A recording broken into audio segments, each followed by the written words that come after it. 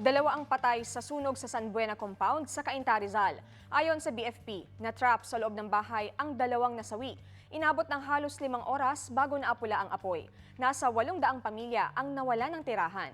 Iniimbestigahan pa ang sanhi nito. Nagkasunog din sa Ipil, Zamboanga, Sibugay. Ayon sa BFP, nagsimula yan sa isang bodega hanggang kumalat sa 3 bahay, isang boarding house at isang hardware store. Posible raw na electrical overloading ang sanhi ng sunog. Sa Zamboanga City, nasunog din ang isang sasakyang pandagat na magde-deliver sana ng krudo, gasolina at LPG tanks sa Tawi-Tawi. Sabi ng BFP, sumiklab ang sunog matapos magtapon umano ang isang tripulante ng sigarilyo habang ikinakarga ang petrolyo sa vessel. 2 ang sugatan. Facebook friends, sumuko na si alias Kama, isa sa mga pangunahing suspect sa kambal na pagsabog sa Jolo, Sulu, kung saan 23 ang patay. Sabi ni PNP Chief Oscar Albayalde, sumuko si alias Kama at 4 na iba pa sa gitna ng pursuit operations laban sa kanila. Kabilang umano sila sa mga miyembro ng Abu Sayyaf na pinamumunuan ni Hatib Hadjan Sawadjaan, ang itinuturong utak ng pagpapasabog. 14 pang suspect, kabilang si Sawadjaan, ang hinahanap ng mga otoridad. Sabi pa ni Albayalde, lumalabas sa investigasyon na 3 suspect na ang namatay, kabilang ang 2 umano'y Indonesian suicide bomber. Sa impormasyon na nakalap ng PNP, January 24 dumating sa Jolo ang mag-asawang Indonesian. Nakipagkita pa raw sila kay Sawadjaan sa Patikul para tapusin ang pagplano.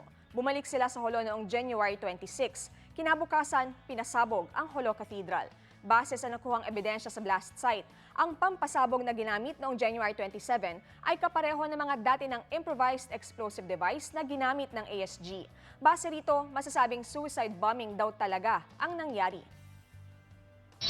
Nagkasinat daw si Pangulong Duterte kaya hindi nakadalo sa Barangay Summit sa Tacloban, Leyte nitong Biyernes. Sabi ni Presidential Spokesman Salvador Panelo, pinili ng Pangulo na magpahinga dahil naramdaman niyang hindi kakayanin ng kanyang katawan ang nakaschedule na mga aktibidad.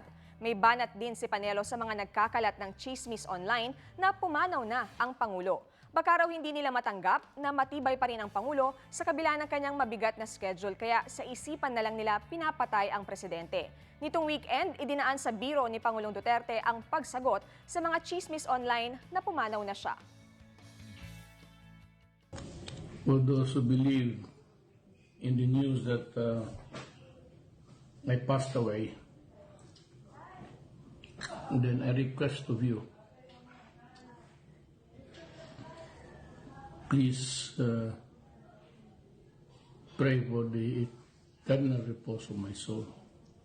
Thank you.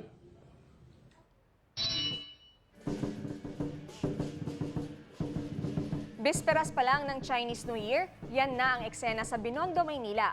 Makulay at maingay ang lion dance para salubungin ang Year of the Earth Pig. Nakapwesto na rin ang mga tindahan ng Lucky Charms sa Ongpin Street. Mabenta ang tikoy at mga bilog na prutas na sinasabing pampaswerte. Agaw pansin naman ang peras na inukit para magmukhang laughing Buddha. At dahil dagsa ang mga tao, nagkalat ang mga pulis at K9 unit para magbantay. Ilang oras na lang, papasok na ang Year of the Earth Pig. Alam mo na ba kung swerte ka this year? Kung hindi pa, check out GMA News Online for your Chinese zodiac forecast. At para sa ibang top stories for the day, visit our website and social media pages. Maraming salamat sa pagsama nyo sa amin via Facebook Live. Ako po si Victoria Tulad. Click that share button now.